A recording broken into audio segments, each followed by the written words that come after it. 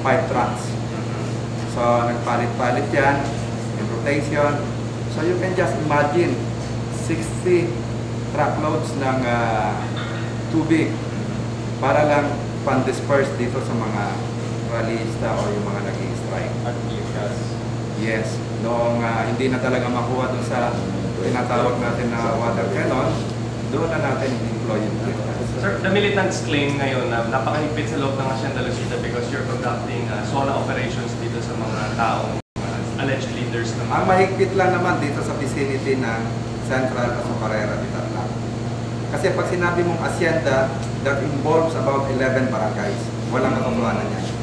So hindi totoo na yung bawat barangay daw sinusuyod natin lahat para hanapin yung mga leaders? Sabi ko na nga kanina, para lang mabuo namin yung PNP contingent namin we have to get people from as far as Aurora so that we can mobilize a sizable CDN contingent.